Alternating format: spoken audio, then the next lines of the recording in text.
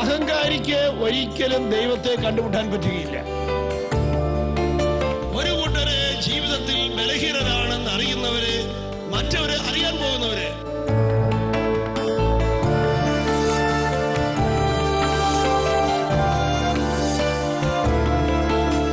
ഇങ്ങോട്ട് വേദനിപ്പിക്കുന്നവരെ സ്നേഹിക്കുന്നതിന് വിലയുണ്ട്, ഇങ്ങോട്ട് സ്നേഹം തരാത്തവരെ സ്നേഹിക്കുന്നതിന് വിലയുണ്ട്. കാരണം നമ്മുടെ കർത്താവായ യേശു ക്രിസ്തു അതിന്റെ വില കുരിശിൽ വെച്ചിരിക്കുകയാണ്. ഹല്ലേലൂയ.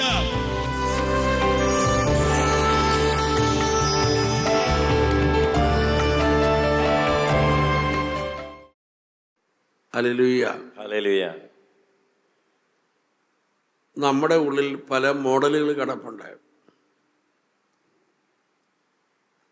ആ മോഡൽ അനുസരിച്ചാണ് പലപ്പോഴും നമ്മൾ പ്രവർത്തിക്കുന്നത്. അതുകൊണ്ട് നമ്മുടെ പ്രവൃത്തിയിൽ മാറ്റം വരണമെങ്കിൽ നമ്മുടെ ഉള്ളിലുള്ള മോഡൽ മാറണം. Price the Lord. Price the Lord. നമ്മുടെ ഈ ഓഡിറ്റോറിയം ഇവിടെ ഉണ്ടാകുന്നതിന് മുമ്പ് ആദ്യം ഉണ്ടായത് എഞ്ചിനീയർ വരച്ച പ്ലാനാണ്. ആ പ്ലാൻ അനുസരിച്ചാണ് ഈ ഓഡിറ്റോറിയം ഉണ്ടാക്കിയിരിക്കുന്നത്. എഞ്ചിനീയർ വരച്ച പ്ലാനാണ് വാസ്തവത്തിൽ ഒന്നാം സൃഷ്ടി. അതനുസരിച്ചാണ് ഓഡിറ്റോറിയം ഉണ്ടാക്കിയത്. ഓഡിറ്റോറിയം രണ്ടാം സൃഷ്ടിയാണ്. എഞ്ചിനീയർ വരച്ച പ്ലാനിൽ 10 തൂണ് എന്നുണ്ടെങ്കിൽ ഓഡിറ്റോറിയം ഉണ്ടാക്കുമ്പോൾ 10 തൂണുണ്ടാവും. അല്ല, ഓഡിറ്റോറിയം ഉണ്ടാക്കുമ്പോൾ ഒരാൾ പറയുക നമുക്ക് 8 തൂണ് വെച്ചാൽ മതി. അങ്ങനെ പണിയാൻ പറ്റിയല്ല. 8 തൂണ് മതിയെങ്കിൽ വീണ്ടും ആ പ്ലാനിൽ 8 തൂണ് വെച്ച് വരയ്ക്കണം. അതായത് ഒന്നാം സൃഷ്ടിയിൽ മാറ്റം വരുത്താതെ രണ്ടാം സൃഷ്ടിയിൽ മാറ്റം വരുത്താൻ പറ്റിയല്ല. രണ്ടാം സൃഷ്ടിയിൽ മാറ്റം വരുത്തണമെങ്കിൽ അത് ആദ്യം ഒന്നാം സൃഷ്ടിയിൽ മാറ്റം വരുത്തിയിട്ടേ രണ്ടാം സൃഷ്ടിയിൽ മാറ്റം വരുത്താൻ പറ്റുകയുള്ളൂ. ഹല്ലേലൂയ. ഹല്ലേലൂയ. ഇതുപോലെയാണ് നമ്മുടെ ഉള്ളിലിരിക്കുന്ന മോഡലാണ് ഒന്നാം സൃഷ്ടി.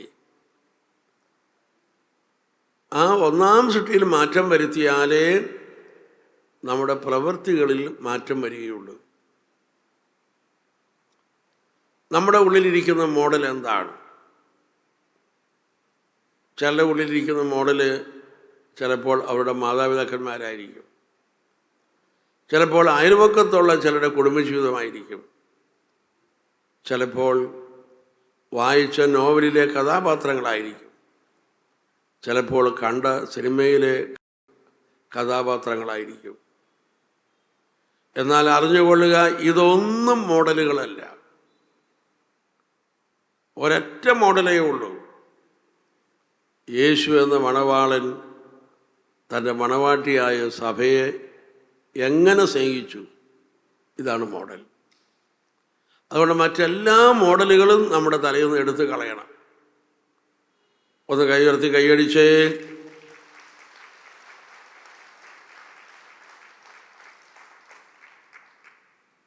ഒരിക്കൽ ഒരു യുവാവ്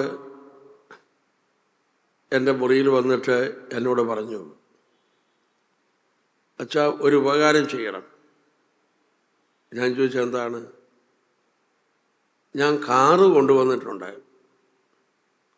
അച്ഛനൊന്ന് എൻ്റെ കൂടെ പോരണം. ഞാൻ ചോദിച്ചു എങ്ങോട്ട്? അത് എൻ്റെ ഭാര്യ വീട്ടിലേക്കാണ്. ഞാൻ ചോദിച്ചു എന്താ അവിടെ വല്ലൊരു രോഗികളായിട്ടോ അങ്ങനെ ആരെങ്കിലും കിടപ്പുണ്ടോ? അതൊന്നുമല്ല. ഞാൻ ചോദിച്ചു പിന്നെന്താ? അല്ല, അച്ഛൻ വെറുതെ അവിടെ വന്ന് നിന്നാൽ മതി. ഞാൻ ചോദിച്ചു വന്ന് നിന്നിട്ട്? അച്ഛനങ്ങനെ വന്ന് നിന്ന് കഴിയുമ്പോൾ ഞാനൊരു സത്യപ്രതിജ്ഞ ചെയ്യും. ഞാൻ ചോദിച്ചു എന്ത് സത്യപ്രതിജ്ഞ? ഞാനിനി ഒരിക്കലും എൻ്റെ ഭാര്യയെ തല്ലുകയില്ല എന്ന് സത്യപ്രതിജ്ഞ. അത് ചെയ്തു കഴിയുമ്പോൾ എൻ്റെ ഭാര്യ എൻ്റെ കൂടെ പോരും. ഞാൻ ചോദിച്ചു, ഇപ്പം എന്താ സംഭവിച്ചു? എൻ്റെ അച്ഛാ ഒന്നും പറയണ്ട, ഞാൻ അവളെ തല്ലി, അവൾ പിണങ്ങി ഇപ്പോൾ അവളുടെ വീട്ടിൽ പോയിരിക്കുകയാണ്. അവളുടെ അച്ഛനൊന്ന് അവിടെ വന്നു നിന്ന് കഴിഞ്ഞാൽ ഞാൻ ഇനി ഒരിക്കലും ഇവളെ തല്ലിയാലെന്ന് സത്യപ്രതിജ്ഞ ചെയ്യുക, അപ്പോൾ അവൾ എൻ്റെ കൂടെ പോരും. ഞാൻ ഇവരോട് ചോദിച്ചു, നീ ആദ്യമായിട്ടാണോ അവളെ തല്ലുന്നത് അതോ ഇതിനു മുമ്പ് തല്ലിയിട്ടുണ്ടോ? അപ്പം അവൻ പറഞ്ഞു, ഞാൻ ഇതിനു മുമ്പ് അവളെ തല്ലിയിട്ടുണ്ട്. അങ്ങനെ ആദ്യം അവളെ തല്ലിയപ്പോൾ എന്താ സംഭവിച്ചതെന്ന് ചോദിച്ചു. ആദ്യം അവളെ തല്ലിയപ്പോൾ ഇത് തന്നെ സംഭവിച്ചു, അവളെ പിണങ്ങി അവളെ വീട്ടിൽ പോയി. അന്ന് നീ എങ്ങനെ കൊണ്ടുവന്നു? അന്ന് ഞാൻ അവളുടെ അപ്പൻ്റെ അമ്മയുടെ മുമ്പിൽ വെച്ചൊരു സത്യപ്രതിജ്ഞ ചെയ്തു, ഇനി ഞാൻ സത്യമായിട്ട് ഇവളെ തല്ലിയേല എന്ന്. അപ്പോൾ അവളുടെ അപ്പനും അമ്മയും പറഞ്ഞു, ധൈര്യമായിട്ട് പൊക്കോടി, അവൻ സത്യപ്രതിജ്ഞ ചെയ്തതാ, നീ പൊക്കോളാൻ പറഞ്ഞു. അങ്ങനെ അവൾ എൻ്റെ കൂടെ പോന്നു. ഞാൻ ചോദിച്ചിട്ട്, എന്നിട്ട് പിന്നെ നീ തല്ലിയോ? ഒന്നും പറയണ്ട അച്ഛാ, പിന്നെയും തല്ലിപ്പോയി. അന്ന് എന്ത് സംഭവിച്ചു? അന്ന് അവൾ പിണങ്ങി പൊക്കളഞ്ഞു. ഞാൻ ചോദിച്ചു, അന്ന് നീ എങ്ങനെ കൊണ്ടുവന്നു? അന്ന് ഞാൻ അവളുടെ പള്ളിയിലെ വികാരിച്ചനെ വിളിച്ചുകൊണ്ട് വന്നിട്ട് അച്ഛൻ്റെ മുമ്പിൽ വെച്ചൊരു സത്യപ്രതിജ്ഞ ചെയ്തു. അപ്പോഴേക്കും അവളുടെ അപ്പനമ്മയും പറഞ്ഞു, നമ്മുടെ വികാരിച്ചന് മുമ്പിൽ വെച്ച് അവൻ സത്യപ്രതിജ്ഞ ചെയ്ത, നീ ധൈര്യമായിട്ട് പൊക്കോടി, ഇനിയൊരു കുഴപ്പമുണ്ടായില്ല. അങ്ങനെ അവൾ എൻ്റെ കൂടെ പോന്നു. എൻ്റെ അച്ഛാ വീണ്ടും തല്ലിപ്പോയി, ഞാൻ നോക്കിയിട്ട് വേറെ ആരെയും കാണുന്നില്ല, അച്ഛനൊന്ന് വന്ന് നിൽക്കച്ച എന്നായി. ഹല്ലേലൂയ. ഹല്ലേലൂയ. ഞാൻ ഇവനോട് ചോദിച്ചു, നീ എന്തിനാ ഈ ഭാര്യയെ തല്ലുന്നത്? അത് ദേഷ്യം വരുമ്പോൾ അറിയാതെ തല്ലിപ്പോവുകയാണ്. അപ്പം ഞാൻ അവനോട് പറഞ്ഞു, നീ അറിയാതെയാണ് തല്ലിയത് എങ്കിൽ ഇനി തല്ലിയലെന്ന് പറഞ്ഞാലും തല്ലും. നീ അറിഞ്ഞാണ് തല്ലിയതെങ്കിൽ ഇനി തല്ലിയലെന്ന് പറഞ്ഞാൽ തല്ലിയല. അപ്പം ഇവന് എന്നോട് പറഞ്ഞു, ഞാൻ ഇനി എന്താ ചെയ്യേണ്ടത്? അപ്പം ഞാൻ അവനോട് ചോദിച്ചു, ഈ ദേഷ്യം വരുമ്പോൾ ഭാര്യയെ തല്ലണം എന്നത് നീ കണ്ടുപിടിച്ചതാണോ? ഞാൻ പറഞ്ഞു, ഇത് നീ കണ്ടുപിടിച്ചതല്ല, ഇത് വേറെ ആരോ ചെയ്യുന്നത് നീ കോപ്പി അടിച്ചതാണ്.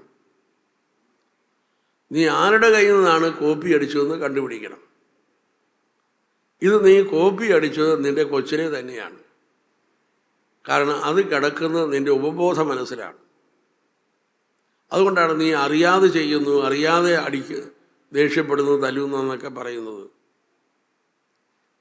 അതുകൊണ്ട് ആരെയാണ് നീ കോപ്പി അടിച്ചതെന്ന് കണ്ടുപിടിക്കാൻ പറഞ്ഞു തീർന്നില്ല. അവൻ പറഞ്ഞു, അതെ, എൻ്റെ അപ്പന് ദേഷ്യം വരുമ്പോഴൊക്കെ അമ്മയ്ക്കിട്ട് കണ്ടു കൊടുക്കാറുണ്ടെന്ന് പറഞ്ഞു. ഹല്ലേലൂയ. ഹല്ലേലൂയ. ഞാൻ പറഞ്ഞു, ഒരു സംശയമില്ല, നീ ഇത് കണ്ടാണെങ്കിൽ വളർന്നു വന്നു. അപ്പോൾ കൊച്ചിനെ മുതൽ ഇത് കാണുമ്പോൾ ഞാൻ പറഞ്ഞു, കൊച്ചു കുഞ്ഞുങ്ങളായിരിക്കുമ്പോൾ നമ്മൾ പലതും കോപ്പി അടിച്ചാണ് പഠിക്കുന്നത്. അപ്പോൾ അത് കോപ്പി അടിച്ചിരിക്കുകയാണ്. ആ കോപ്പി അടിക്കുന്നതെല്ലാം കിടക്കുന്നത് ഉപബോധ മനസ്സിലാണ്. അപ്പോൾ ഇത് നിൻ്റെ ഉപബോധ മനസ്സ് കിടക്കുകയാണ്. ഉപബോധ മനസ്സ് കിടക്കുന്ന കാര്യങ്ങൾ വെറുതെ തീരുമാനമെടുത്താൽ അത് പോയില്ല.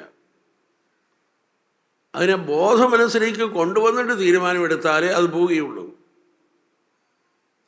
അപ്പോൾ എങ്ങനെയാണ് അതിനെ ഉപബോധ മനസ്സിൽ നിന്ന് ബോധ മനസ്സിലേക്ക് കൊണ്ടുവരുന്നത്? ചോദ്യം ചോദിക്കുക, ഇത് എവിടെ നിന്നാണ് ഞാൻ കോപ്പി അടിച്ചത്? ആരെയാണ് ഞാൻ അനുകരിക്കുന്നത്? ആരെയാണ് ഞാൻ മോഡലാക്കി സ്വീകരിച്ചിരിക്കുന്നത്? പ്രിയപ്പെട്ടവരെയും, ഞാൻ ആ സഹോദരനോട് പറഞ്ഞു, നീ ഒരു കസേരയിലിരുന്ന് അല്പസമയം ദൈവത്തെ സ്തുതിക്കുക. അതിനുശേഷം നീ ഭാര്യയെ തല്ലിയ സംഭവം ഒന്ന് ഓർമ്മയിലേക്ക് കൊണ്ടുവരിക. എന്നിട്ട് നീ തന്നെ ചോദിക്കുക, എനിക്ക് ഇതെവിടെ നിന്ന് കിട്ടി ഈ സ്വഭാവം? തുടർന്ന് അപ്പൻ അമ്മയെ തല്ലിയ സംഭവം നീ ഓർമ്മയിലേക്ക് കൊണ്ടുവരിക. ഞാൻ ഈ അപ്പൻ്റെ സ്വഭാവമാണ് ഇപ്പോൾ എടുത്തത്. എന്നിട്ട് നീ ദൈവത്തോട് പറയുക, ദൈവമേ, അപ്പൻ്റെ അറിവില്ലായ്മ കൊണ്ടാണ് അപ്പൻ അങ്ങനെ ചെയ്യാനിടയായത്. അതുകൊണ്ട് അപ്പൻ്റെ ഭാഗത്തുനിന്ന് വന്ന ഈ തെറ്റിന് ഞാൻ അങ്ങയോട് മാപ്പ് ചോദിക്കുന്നു. ഞാനിനി ഒരിക്കലും അപ്പൻ്റെ സ്വഭാവം എടുക്കുകയില്ല. ഞാൻ ഈശോയുടെ സ്വഭാവം മാത്രമേ എടുക്കുകയുള്ളൂ. അങ്ങനെ തീരുമാനമെടുത്ത് നിൻ്റെ അപ്പന് വേണ്ടി ദൈവസന്നിധിയിൽ ഒന്ന് മാപ്പ് ചോദിച്ച് പ്രാർത്ഥിച്ച്, നീ ചെയ്ത തെറ്റിനും ദൈവത്തോട് മാപ്പ് ചോദിച്ച്, ഇനി ഞാൻ ഈശോയുടെ സ്വഭാവം മാത്രമേ എടുക്കുകയുള്ളൂ എന്ന് തീരുമാനമെടുക്കുക. ഈ കാര്യം ഒരു ദിവസം 2 പ്രാവശ്യം വെച്ച് ഒരു 3 ദിവസം നീ ചെയ്യുക. അങ്ങനെ ചെയ്തു കഴിഞ്ഞാൽ നിനക്ക് ദേഷ്യമുണ്ടാകും, പക്ഷെ നീ ഒരിക്കലും ഭാര്യയെ തല്ലിയല്ല. ഒന്ന് കൈയുയർത്തി കൈയടിച്ചേ.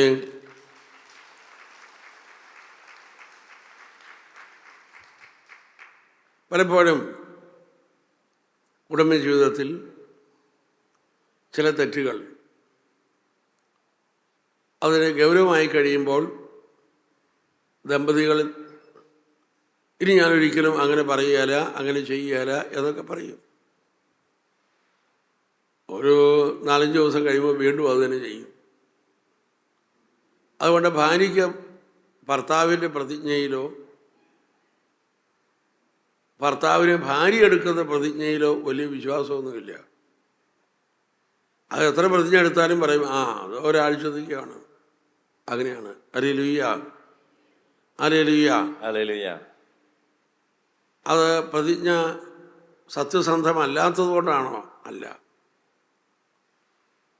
അത് കിടക്കുന്നത് ഉപബോധ മനസ്സിലായതുകൊണ്ട്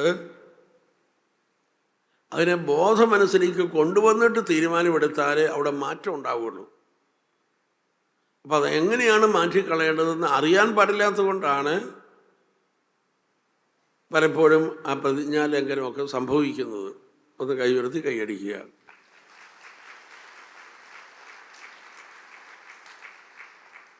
പ്രൈസ് ദി ലോർഡ്. അപ്പോൾ എനിക്ക് ഈ സ്വഭാവം എവിടെ നിന്ന് കിട്ടി? അങ്ങനെ നമ്മൾ ചോദിക്കുമ്പോഴാണ് അവബോധ മനസ്സിൽ കിടക്കുന്ന കാര്യത്തെ നമ്മൾ ബോധ മനസ്സിലേക്ക് പൊക്കിക്കൊണ്ടുവരിക. Hallelujah, hallelujah. പ്രിയപ്പെട്ടവരെ, ഞാനൊരു പുസ്തകം വായിക്കാനിടയായി. അതിന് ആധികാരികതയൊന്നുമില്ല, ഞാനത് ഇവിടെ പങ്കുവയ്ക്കുന്നു എന്ന് മാത്രം. ആ ഗ്രന്ഥകർത്താവ് എഴുതിയിരിക്കുകയാണ്, ഈശോ പറഞ്ഞു, ഞാൻ നീതിമാന്മാരെ തേടിയല്ല പാപികളെ തേടിയാണ് വന്നിരിക്കുന്നത് എന്ന്. തൻ്റെ അടുത്തേക്ക് വന്ന എല്ലാ പാപികളോടും ഈശോ കരുണ കാണിക്കുകയും എല്ലാം ചെയ്തു. എന്നാൽ ഒരേ ഒരു കൂട്ടരോട് മാത്രമാണ് ഈശോ ഇങ്ങനെ പറഞ്ഞത്, ഈ ചെറിയവരിൽ ഒരുവന് നീ ഇടർച്ച വരുത്തുന്നുവെങ്കിൽ കഴുതയുടെ തിരികല്ല് കഴുത്തിൽ കെട്ടിയിട്ട് കടലിൽ പോയി ചാകുക എന്ന്. ഇങ്ങനെ ഒരു വാചകം ബൈബിളിൽ ഒരു പാപിയോടും ദൈവം പറഞ്ഞിട്ടില്ല. ഇത് ഉതപ്പ് കൊടുക്കുന്ന, ഇടർച്ച കൊടുക്കുന്ന ആളുകളോട് മാത്രം പറഞ്ഞിട്ടുള്ളതാണ്. മറ്റെല്ലാ പാപികളോടും ഈശോ വാ എന്ന് പറഞ്ഞ് അവരെ മാനസാന്തരത്തിലേക്ക് ഈശോ ക്ഷണിക്കുകയാണ്. ഈ ഒരു കൂട്ടരോട് മാത്രമാണ് ഈശോ പോ എന്ന് പറഞ്ഞത്.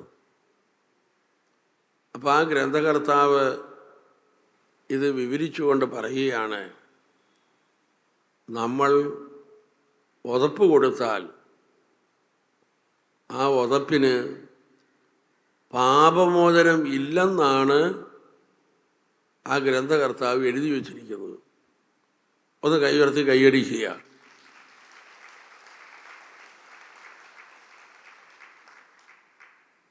അപ്പം ഞാൻ ആ പുസ്തകം വായിച്ച് ഞാൻ അതിനെക്കുറിച്ച് ഇങ്ങനെ ചിന്തിച്ചുകൊണ്ടിരിക്കുന്ന സമയത്ത് ഒരു ദിവസം ഒരു സഹോദരൻ എൻ്റെ മുറിയിൽ വന്നു. അപ്പം അദ്ദേഹം എന്നോട് പറഞ്ഞു, അച്ഛാ, എനിക്ക് അനിയന്ത്രിതമായ മദ്യപാനമാണ്. അത് ഞാൻ എത്ര നിയന്ത്രിച്ചിട്ടും പിടിച്ചു നിൽക്കാൻ പറ്റുന്നില്ല. എൻ്റെ ഉള്ളിൻ്റെ ഉള്ളിൽ അങ്ങോട്ട് കുടി നിർത്താനായിട്ട് താല്പര്യവും തോന്നുന്നില്ല. ഒരിച്ചിരി കുടിക്കണം എന്ന് എപ്പോഴും എൻ്റെ ഉള്ളിലുണ്ട്. കണ്ടമാനം കുടിക്കാനായിട്ട് എനിക്ക് ആഗ്രഹമില്ല. പക്ഷേ ഞാൻ കുടി തുടങ്ങി അങ്ങ് കുടിച്ചു പോവുകയാണ്. അപ്പം ഞാൻ അദ്ദേഹത്തോട് ചോദിച്ചു, നീ ജീവിതത്തിൽ ആദ്യമായി എന്നാണ് മദ്യപിച്ചത്? അപ്പം അദ്ദേഹം പറയാ, എൻ്റെ അച്ഛാ, അതെ, ഞാൻ കൈക്കുഞ്ഞായിരുന്നപ്പോൾ മുതൽ എൻ്റെ അപ്പൻ നല്ല മദ്യപാനിയാണ്. അപ്പൻ 5 കൊല്ലം മുമ്പ് മരിച്ചുപോയി. ഈ അപ്പൻ ഞാൻ കൈക്കുഞ്ഞായിരിക്കുമ്പോഴൊക്കെ പുള്ളി കള്ളു കുടിക്കുമ്പോഴൊക്കെ ഇച്ചിരി തോണ്ടി എൻ്റെ നാക്കിൽ വെച്ച് തരുമായിരുന്നു എന്നാണ് അമ്മ പറയണത്. അതിന് ശേഷം ഞാൻ വളരുന്നതനുസരിച്ച് അപ്പൻ എനിക്ക് ഇച്ചിരി തന്നുകൊണ്ടിരുന്നു. കുറച്ച് കഴിഞ്ഞപ്പോൾ ഞാനും അപ്പനും കൂടെ ഒരുമിച്ചായി കൂടി. അപ്പനും മകനും എന്നതിനേക്കാൾ കൂടുതലായി ഞങ്ങൾ കൂട്ടുകാരാണ്. എപ്പോൾ അപ്പൻ മദ്യപിച്ചോ അപ്പോൾ എന്നെ കൂടെ കൂട്ടും.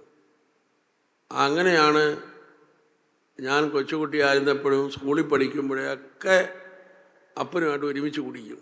ഹല്ലേലൂയ. 5 വർഷം മുമ്പ് എൻ്റെ അപ്പൻ മരിച്ചുപോയി. അപ്പം ഞാൻ അദ്ദേഹത്തോട് ഇങ്ങനെ പറഞ്ഞു, ഇത് അപ്പൻ നിനക്ക് കാണിച്ചു തന്ന ഉതപ്പാണ്. ഉതപ്പ് എന്ന പാപത്തിന് പാപമോചനം ഇല്ല. ഇത്രയും പറഞ്ഞപ്പോൾ അവൻ വളരെ ഗൗരവത്തോടെ എൻ്റെ നേരെ നോക്കി. പിന്നെ ഉതപ്പ് സംഭവിച്ചു പോയാൽ പിന്നെ എന്ത് ചെയ്യും വെച്ചാൽ? ഞാൻ പറഞ്ഞ ഒറ്റ മാർഗമേ ഉള്ളൂ, നീ മദ്യപാനം നിർത്തിയാൽ പിന്നെ അവിടെ ഉതപ്പില്ല. അതാണ് അപ്പന് പാപമോചനം കിട്ടാനുള്ള മാർഗം. നീ ഇത് നിർത്തതോടുകൂടി പിന്നെ ഉതപ്പേ അവിടെ ഇല്ല. നീ നിർത്താത്തിടത്തോളം കാലം ആ പാപത്തിന് ഒരിക്കലും അപ്പന് മോചനം കിട്ടിയില്ലെന്ന് പറഞ്ഞു. ഇത്രയും പറഞ്ഞു കഴിഞ്ഞപ്പോഴേക്കും അദ്ദേഹം അവിടെ ചാടി എഴുന്നേറ്റ് മുട്ടുമേൽ നിന്ന് 2 കൈകൾ ഉയർത്തിപ്പിടിച്ചുകൊണ്ട് പറഞ്ഞു, എൻ്റെ അപ്പന് സ്വർഗം കിട്ടണം, ഞാനിനി ഒരിക്കലും മദ്യപിക്കുകയില്ല എന്ന് പറഞ്ഞു. ഹല്ലേലൂയ. ഞാൻ നോക്കിയപ്പോൾ കണ്ണീന്ന് കണ്ണീരിങ്ങനെ വരുന്നുണ്ട്. തുടർന്ന് ഞാൻ അദ്ദേഹത്തിന് വേണ്ടി പ്രാർത്ഥിച്ചു. അങ്ങനെ അദ്ദേഹം എൻ്റെ മുറിയിൽ നിന്ന് പോയി. ഒരു 7-8 മാസം കഴിഞ്ഞ് പുള്ളിക്കാരൻ വീണ്ടും എന്നെ കാണാൻ വേണ്ടി വന്നു. അദ്ദേഹം എന്നോട് പറഞ്ഞു, അന്ന് ഞാൻ തീരുമാനമെടുത്തതിന് ശേഷം പിന്നെ മദ്യപിച്ചിട്ടേയില്ല. എനിക്ക് മദ്യപിക്കാൻ തോന്നുന്നുമില്ല.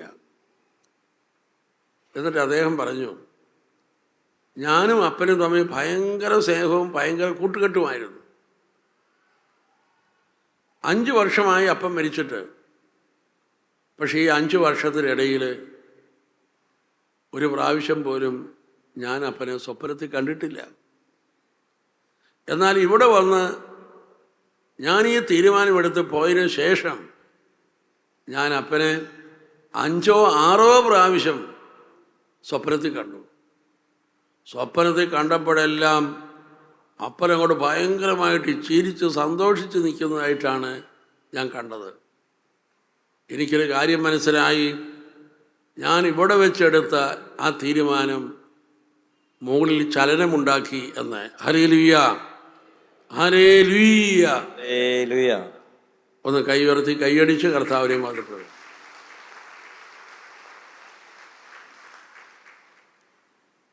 അപ്പോൾ ആ സഹോദരൻ എന്നോട് അങ്ങനെ പറഞ്ഞപ്പോൾ അത് എൻ്റെ മനസ്സിൽ വളരെയധികം തട്ടി. പിന്നീട് ഞാൻ ഒരു 3-4 പേർക്ക് ഇവിടെ ഇതേ രീതിയിൽ സംസാരിച്ചിട്ടുണ്ട്. അവരും ഇതുപോലെ തന്നെ വന്ന് എന്നോട് അനുഭവം പറയുകയും ചെയ്തിട്ടുണ്ട്. ഹല്ലേലൂയ. ഹല്ലേലൂയ. ഹല്ലേലൂയ. ഹല്ലേലൂയ. ഞാൻ എൻ്റെ ആധികാരികതയെക്കുറിച്ചൊന്നും പറയുന്നില്ല. ഹല്ലേലൂയ. ഹല്ലേലൂയ. ഹല്ലേലൂയ. ഹല്ലേലൂയ. എന്തു തന്നെയായാലും ശരി, ചില തിന്മകൾ നമ്മുടെ മാതാക്കന്മാരിൽ നിന്നൊക്കെ പകർത്തിയിട്ടുണ്ടെങ്കിൽ അതെങ്ങനെയാണ് നമ്മൾ കളയേണ്ടതെന്ന് ഞാൻ പറഞ്ഞു കഴിഞ്ഞു. നമ്മളത് നമ്മുടെ ബോധമനസ്സിലേക്ക് കൊണ്ടുവന്നിട്ട് ഞാനിനി അവരെ അല്ല മോഡലായി സ്വീകരിക്കുന്നത്, എൻ്റെ ഈശോയാണ്. ഹല്ലേലൂയ. ഹല്ലേലൂയ. നമ്മുടെ ഉള്ളിലെ മോഡൽ മാറിയാലേ നമ്മുടെ പ്രവൃത്തി ജീവിതത്തിൽ നമുക്ക് ചേഞ്ച് വരുത്താൻ പറ്റൂ. ഒന്ന് കൈ ഉയർത്തി കൈയടിച്ചേ.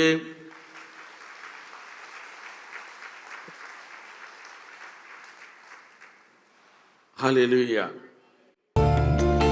അഹങ്കാരിക്ക് ഒരിക്കലും ദൈവത്തെ കണ്ടുമുട്ടാൻ പറ്റുകയില്ല. ഒരു കൂട്ടര് ജീവിതത്തിൽ ബലഹീനരാണെന്ന് അറിയുന്നവര്, മറ്റവര് അറിയാൻ പോകുന്നവര്.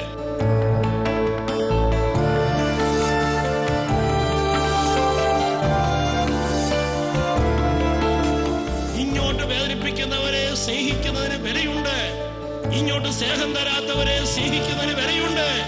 കാരണം നമ്മുടെ കർത്താവായ യേശു ക്രിസ്തു അതിന്റെ വില കുരിശിൽ വെച്ചിരിക്കുകയാണ്.